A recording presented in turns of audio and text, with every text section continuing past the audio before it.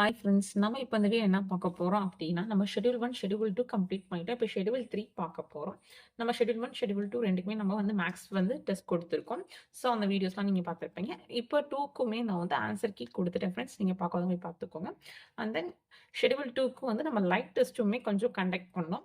So அந்த மாதிரி நம்ம ஷெட்யூல் 2 முடிச்சிட்டோம். நான் ஷெட்யூல் 2 கம்ப்ளீட்டாக முடிச்சிட்டேனா அப்படின்னு கேட்டால், இல்லை ஃப்ரெண்ட்ஸ், எனக்கு அதில் வந்து இது பெண்டிங் இருக்குது. நான் எப்படி ஷெட்யூல் 1ல குப்தாஸ் படிக்கலன்னு சொன்னால், ஷெட்யூல் 2ல வந்து எனக்கு இண்டஸ் வந்து 9th 11th எனக்கு இருக்குது.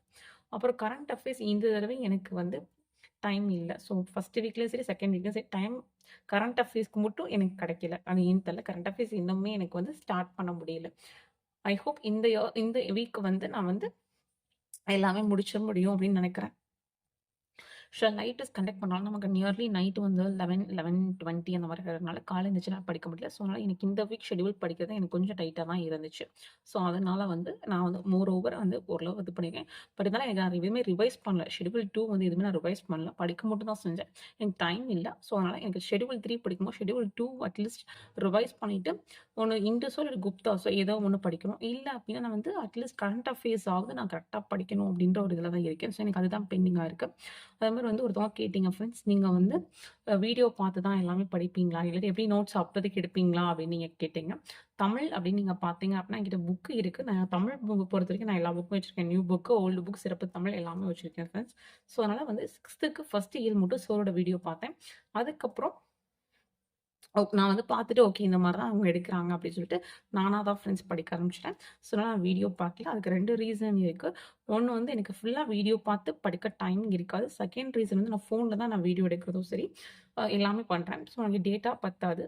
அது இல்லாமல் வந்து ரொம்ப வந்து ஃபோன் யூஸ் பண்ணும்போது ஃபோன் ஹேங் ஆகிரும். இப்போ நான் வந்து ஒரு 20 மினிட்ஸ் வீடியோ எடுக்கிறேன் அப்படின்னா அது வந்து நாய்ஸ் பொல்யூஷன், நாய்ஸ் வாய்ஸ்லாம் வந்து நம்ம இது பண்ணோம். அதுக்கு ஒரு 20 மினிட்ஸ் ஆகும்.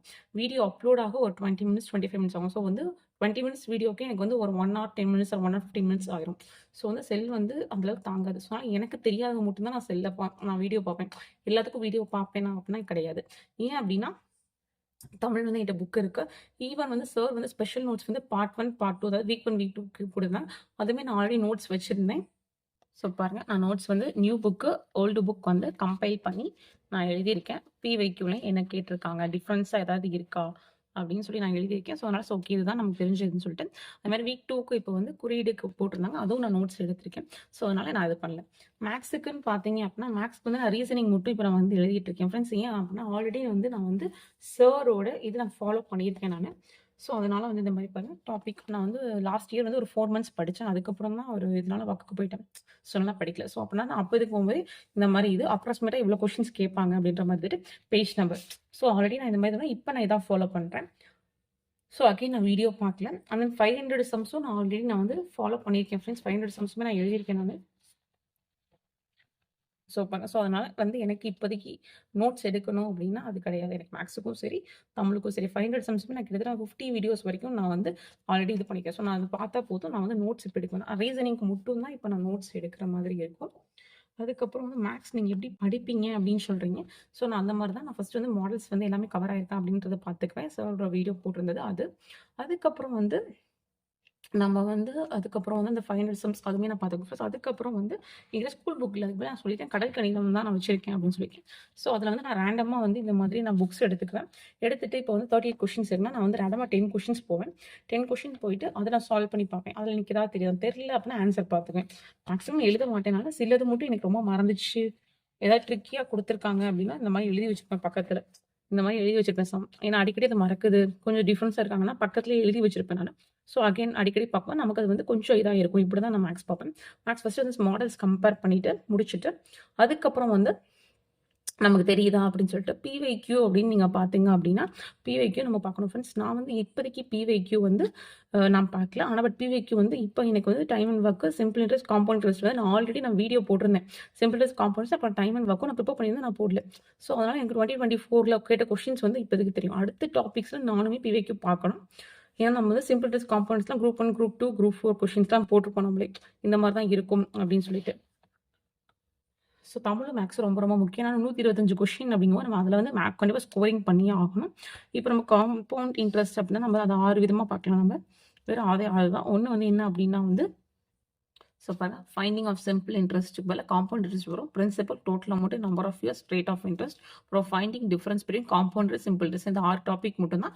6 மாடல் பார்த்துட்டோம் அப்படின்னா நம்ம கம்பல்சரி கொஷின்ஸ் இதுலேருந்து தான் வரும். ஸோ அதனால் மேக்ஸிமம் நீங்கள் ஒரு ஹெட்டிங் இருக்கீங்க பார்க்குறீங்க அப்படின்னா ஃபர்ஸ்ட் அதில் என்ன டைப் இருக்குன்னு தெரியணும். அந்த டைப் வந்து இதுக்கு இதான் ஃபார்முலா அப்படின்னு தெரிஞ்சிச்சுனாலே மேக்ஸிமம் வந்து நமக்கு போடலாம் ஃப்ரெண்ட்ஸ். அதனால் முடிஞ்ச அளவு நீங்கள் ஒரு டாபிக் படிக்கிறீங்க அப்படின்னா அதில் நீங்கள் படிக்கும் போதே, அதாவது மீன்ஸ் நீங்கள் வந்து நோட்ஸ் எடுக்கும் போதே நீங்கள் வந்து ஜிஎஸ்னாலும் சரி மேக்ஸ்லாம் இருந்துச்சுன்னா நீங்கள் ஒர்க் அவுட் பண்ணும்போதே அதை ஹெட்டிங் போட்டுருங்க. ஃபைண்டிங் எஸ்ஐ அப்படின்னா அதுக்கு இந்த ஃபார்முலா மட்டும் தான் அப்படின்னா நீங்கள் அதே போட்டுருங்க. அதே மாதிரி வெளியில் வந்து பேஜ் நம்பர் நான் போட்டிருந்தேன் பார்த்தீங்கன்னா, இந்த மாதிரி நீங்கள் போட்டிங்க அப்படின்னா டக்குன்னு நீங்கள் ரிவைஸ் பண்ணும்போது ஓகே இந்த பேஜில் இந்த டாபிக் தான் இருக்குது அப்படின்னு நமக்கு தெரிஞ்சிடும் ஃப்ரெண்ட்ஸ். ஸோ இந்த மாதிரி நீங்கள் வந்து மேக்ஸ் நீங்கள் பண்ணலாம் இது போனால். அதுக்கப்புறம் ஜிஎஸ் நீங்கள் கேட்டிருந்தீங்க நோட்ஸ் எல்லாமே எடுப்பீங்கன்னு கேட்டால் நோட்ஸ் வந்து எல்லாமே எடுக்கிறேன் ஃப்ரெண்ட்ஸ். நான் ஆல்ரெடி எடுத்தது மட்டும் தான் இருக்குது, சிலது எடுக்கலை. அது மட்டும் நான் இப்போ எனக்கு யூனிட் 8க்கு மட்டும் எனக்கு இல்லை. இப்போ லாஸ்ட் வந்து அந்த தமிழ்நாட்டின் பண்டைய நகரங்கள் இருக்கு பார்த்தீங்களா, அந்த மாதிரி இப்போ தொடக்க கால தமிழர் சமூகம் பண்பாடு. ஸோ இந்த மாதிரி இருக்கிறது எனக்கு நோட்ஸ் இல்லை. ஏன்னா நான் கொஞ்ச நாள் தான் படிச்சுட்டு இருந்தேன். நான் வந்து 10th ஃபுல்லாக படிச்சிருந்தேன். 11th economics polity படிச்சிருந்தேன். அதே மாதிரி 12th ஐஎன்எம் படிச்சிருந்தேன். அப்புறம் ஹிஸ்ட்ரி அப்படின்னா வெறும் ஒரு 4 டாபிக் மட்டும் தான் படிச்சிருந்தேன். இண்டஸ் படிச்சிருந்தேன். அதுக்கப்புறம் வந்து டெல்லி சுல்தானேட்டு, முகல்ஸ், மராத்தாஸ் இந்த மாதிரி ரொம்ப கம்மி டாபிக்ஸ் தான் படிச்சிருந்தேன். ஸோ இப்போ வந்து ஃபுல்லாக படிக்கணுன்ற அந்த மாதிரி இருக்கவங்களுக்கு நோட்ஸ் இருக்கும். இப்போ எல்லாத்துக்கும் நோட்ஸ் இருக்காது. ஸோ இப்போ எப்படி படிக்கலாம் அப்படின்றத பார்க்கலாம். ஃபர்ஸ்ட் வந்து மாநில அரசு அப்படின்னா வந்து நான் வந்து ஆல்ரெடி சொன்ன மாதிரி தான். ஃபர்ஸ்ட் வந்து அதில் வந்து அமெண்ட்மெண்ட்ஸ் எப்படி இருக்குன்னு சொல்லணும். அதில் யாரே வருவான்னு சொல்லணும். அவங்களோட தகுதிகள் என்னன்னு சொல்லணும். அதே மாதிரி அவங்களோட விதைகள். இப்போ வந்து எக்ஸாம்பிள் வந்து நம்ம வந்து லைட் டெஸ்ட்லேயே வந்து இப்போ நம்ம வந்து பார்த்தோம். பிரசிடென்ட்டுக்குங்கும்போது நான் வந்து தனித்தனியாக அவங்களோட ஒரு ஆர்டிக்கல் வச்சு கேட்டிருந்தேன். அதுக்கப்புறம் நம்ம வந்து கொஞ்சம் டெப்த்தாகவும் பார்க்கணும் ஃப்ரெண்ட்ஸ். ஏன் அப்படின்னா பிவைக்யூவில் வந்து கொஞ்சம் டிஃப்ரெண்ட்டாக கொஷின்ஸ் கேட்பாங்க. அதுவுமே நான் உங்களுக்கு கேட்டிருந்தேன். இப்போ வந்து எல்லாருக்குமே தெரியும் 3ல 2 பங்கு வந்து நமக்கு வந்து தீர்மானத்துல வந்து சொல்லணும் அப்படின்னு சொல்லிட்டு. ஆனா அவங்க பதவி விலகல்ல. ஆனா வந்து 4ல ஒரு பகுதி வந்து அறிவிப்புலயே கையெழுத்து போடணும். அப்ப இருந்தா தான் அந்த அறிவிப்பு வரும் அவையில. ஸோ அந்த மாதிரிலாம் நிறைய பேர் தெரியாம இருக்கும். ஸோ அந்த மாதிரி வந்து நம்ம பிவைக்யூவும் பார்க்கணும். ஏன் அப்படின்னா மேக்ஸிமம் மார்க் பாலிட்டி யூனிட் 8ல நமக்கு மேக்ஸிமம் மார்க்ஸ் வரும். ஸோ அந்த மாதிரி இருக்கும்போது பிவைக்யூ நீங்க பார்க்கணும் ஃப்ரெண்ட்ஸ். பிவைக்யூ பார்த்தீங்க அப்படின்னா கண்டிப்பா வந்து நமக்கு ஒரு ஐடியா கிடைக்கும். ஸோ ஓகே இப்படிதான் வரும் அப்படின்னு சொல்லிட்டு. அதே மாதிரி நம்ம பார்த்தோம் அப்படின்னா வந்து அதுமாரி வந்து பதவி விலகல் வந்துச்சு அப்ப நமக்கு எல்லாமே 61வது ஆர்டிக்கல் தான் தெரியும். ஆனா வந்து ஒரு கொஸ்டின் பேப்பர்ல 56ல 1 பியும் சேர்த்து கொடுத்துருப்பாங்க. ஸோ இந்த மாதிரி நமக்கு டிஃப்ரெண்டான கொஷின்ஸ்லாம் நீங்க பார்த்துக்கோங்க ஃப்ரெண்ட்ஸ். அந்த மாதிரி நீங்க பிவைக்யூ பார்த்துக்கோங்க. ஸோ மாநில அரசு அப்படின்னா ஃபர்ஸ்ட் யார் வருவாங்க, என்னென்ன வருவாங்க, அதெல்லாம் முக்கியமாக நம்ம பார்த்துக்கோங்க. நெக்ஸ்ட் வந்து ஆங்கில ஆட்சிக்கு எதிரான தொடக்ககால கிளர்ச்சி, அதுக்கப்புறம் ஆங்கில ஆட்சிக்கு தொடக்கான எதிர்ப்புகள். மேக்ஸிமம் இது ரெண்டுமே வந்து ஓரளவு ஒரே மாதிரி தான் வரும். ஸோ ஃபர்ஸ்ட் வந்து நம்ம வந்து 10th இருக்குது பார்க்கலாம். ஸோ ஃபர்ஸ்ட் வந்து பாளையங்கள்னா என்ன இருக்கும், அது கிழக்கு மேற்குன்ற மாதிரி. அப்புறம் பூலித்தேவர் அப்படின்னா அவர் என்னென்ன பண்ணுவாங்க அப்படின்ற மாதிரி. ஸோ அவர் வந்து என்ன போரில் பண்ணாப்புல. அதுக்கப்புறம் வந்து வேல்நாச்சியார் அவர்கள் வருவாங்க. ஸோ அவங்க ஃபுல்லாக வந்து இது என்ன பண்ணாங்க அப்படின்னு சொல்லி பார்க்கலாம். அதுக்கப்புறம் வீரபாண்டி கட்டபொம்மன் வருவாங்க. நெக்ஸ்ட் வந்து நமக்கு மருது சகோதரர்கள் வருவாங்க. மருது சகோதரர்கள் அதுக்கப்புறம் தீரன் சின்னமலை அவர்கள் வருவாங்க. அப்புறம் வேலூர் கழகம் வரும். அதுக்கப்புறம் வந்து அந்த புரட்சியில என்ன நடந்துச்சு அப்படின்றதோட நமக்கு வந்து முடிஞ்சிடும் ஃப்ரெண்ட்ஸ். இதுதான் வந்தது. இதே தான் நமக்கு வந்து 11த்லையும் வரும். 11த்ல வந்து இதே தான் இருக்கும். அதில் எக்ஸ்ட்ரா வந்து என்ன அப்படின்னா வந்து கான்பூர் படுகொலை வரும். அப்புறம் கோல் கிளர்ச்சி வரும். அதுக்கப்புறம் சாந்தல் கிளர்ச்சி வரும். இந்த மாதிரி சில இது மட்டும் வரும். அதுக்கப்புறம் மைசூர் போர்லாம் பற்றி கொஞ்சம் சொல்லியிருப்பாங்க. ஸோ வந்து சிலது மட்டும் தான் கொஞ்சம் எக்ஸ்ட்ரா வரும் ஃப்ரெண்ட்ஸ். மேக்ஸிமம் இந்த லெசன் நீங்கள் படிக்கும்போது இதே தான் அங்கே இருக்க மாதிரி இருக்கும். மேக்ஸிமம் நீங்கள் 10th முடிச்சுட்டு நீங்கள் 11th படிக்கும்போது உங்களுக்கு ரொம்ப ஈஸியாக இருக்க மாதிரி இருக்கும். மேக்ஸிமம் இதில் வந்து ரொம்ப நீங்கள் முக்கியமாக இருக்கிறது பார்க்கணும் அப்படின்னா வந்து இயர்ஸ் கண்டிப்பாக உங்களுக்கு தெரியணும். அதே மாதிரி இப்போ ஒரு ஃபவுண்டேஷன் இல்லாட்டி அப்படின்னா வார் அப்படி நடந்துச்சு அப்படின்னா யாருக்கு நடுவில் நடந்துச்சுன்றது தெரியணும். யார் வின் பண்ணான்னு தெரியணும். இல்லாட்டி அரெஸ்ட் ஆனாங்க, இல்லாட்டி அவங்க இறந்துட்டாங்க, அதாவது தூக்கில் போட்டாங்க அப்படின்னு சொல்லுவோம் பார்த்தீங்களா, சுட்டுக் கொல்லப்பட்டாங்க அப்படின்னா அந்த மாதிரிலாம் தான். இப்போ எக்ஸாம்பிள் வந்து கட்டபொம்மன் அப்படின்னா வந்து அவர் வந்து எப்போ இறந்தாங்க அப்படின்னா கைத்தாரில் தூக்கில் போட்டிருப்பாங்க. ஸோ அந்த மாதிரிலாம் நமக்கு தெரியணும் ஃப்ரெண்ட்ஸ். அந்த மாதிரி நீங்கள் இம்பார்ட்டண்டாக இருக்குதுன்னா நல்லா பார்த்துக்கோங்க. நான் கொஷின்ஸ் நான் ஐஎன்எம் இல்லை லைவ் கேட்கும்போது ஃபர்ஸ்ட் நான் இயர்ஸாக கேட்டிருப்பேன், இயர்ஸ் டேட்டாக கேட்டிருப்பேன். அதுக்கப்புறம் வந்து ஃபவுண்டேஷன் ஹெட் அப்படி கேட்டிருப்பேன். அதுக்கப்புறம் அவங்களோட பத்திரிகை தனித்தனியாக கேட்டிருப்பேன். ஸோ அந்த மாதிரி படிக்கும்போது தான் நமக்கு வந்து கொஞ்சம் எதாவது மொத்தமாக படிக்கும்போது எதுக்கு இம்பார்ட்டன்ஸ் கொடுக்கணும் நமக்கு தெரியணும். ஸோ அதனால அப்படி இப்படி படிச்சிங்க அப்படின்னா கொஞ்சம் ஈஸியாக இருக்கும் ஃப்ரெண்ட்ஸ் நமக்கு. நெக்ஸ்ட் வந்து ஊரக பொருளாதாரம், அதாவது ரூரல் எக்கனாமி அப்படின்னு சொல்லுவாங்க. ஸோ அந்த மாதிரி தான் ஃபர்ஸ்ட் அந்த மக்கள் தொகை அடர்த்தி எப்படி இருக்கு, அதோட இயல்புகள் எப்படி இருக்கும்னு சொல்றது. அதுக்கப்புறம் ஊரக வறுமைனா என்ன, அதோட வேலை எப்படி இருக்கும். அதுக்கப்புறம் முத்ரா பேங்க், அது கொஞ்சம் நமக்கு இம்பார்ட்டன்ட், அதை நீங்கள் பார்த்துக்கோங்க. இதில் வந்து ரொம்ப ரொம்ப இம்பார்ட்டன்டே வந்து என்ன அப்படின்னா வந்து வறுமை ஒழிப்பு திட்டம். ஆக்சுவலாக வறுமை ஒழிப்பு திட்டம் ரொம்ப ரொம்ப நமக்கு முக்கியம். ஸோ வந்து ரொம்ப சின்ன லெசன் தான் நமக்கு வந்து ஊரக பொருளாதாரம் அப்படின்னு கம்பேர் ரொம்ப ரொம்ப சின்ன லெசன் தான் ஃப்ரெண்ட்ஸ் நமக்கு. ஸோ இந்த மாதிரி நீங்கள் படிச்சீங்க அப்படின்னா நமக்கு வந்து ஈஸியாக நம்ம வந்து வீக் 3 வந்து நம்ம கம்ப்ளீட் பண்ணலாம் ஃப்ரெண்ட்ஸ். லைட் டெஸ்ட் வந்து நீங்கள் சொல்லுங்கள் ஃப்ரெண்ட்ஸ், லைட் டெஸ்ட் வேணுமா வேணாமா, இல்லை டைமிங் வந்து ஆஃப்டர்நூன் வச்சுக்கலாமா நைட் வச்சுக்கலாமா அப்படின்ற மாதிரி. ஸோ அது நான் போல் போடுறேன். ஸோ அது எவ்வளோ போல் வருதோ அதை வச்சு நம்ம லைட் டெஸ்ட் வந்து கண்டினியூ பண்ணலாம். ஓகே ஃப்ரெண்ட்ஸ், கொஞ்சம் இந்த வீடியோ பிடிச்சா லைக் பண்ணுங்கள், ஷேர் பண்ணுங்கள், சப்ஸ்கிரைப் பண்ணுங்கள். தேங்க்யூ. கொஞ்சம் டெலிகிராமில் வந்து சேர்ந்து ஜாயின் பண்ணிக்கோங்க ஃப்ரெண்ட்ஸ். ஏன் அப்படின்னா நம்ம வந்து டெய்லி அங்கே தான் வந்து நியூஸ் பேப்பர் வந்து சென்ட் பண்ணுவோம். அண்ட் தென் வந்து பிவைக்கும் அங்கே தான் சென்ட் பண்ணுவோம்.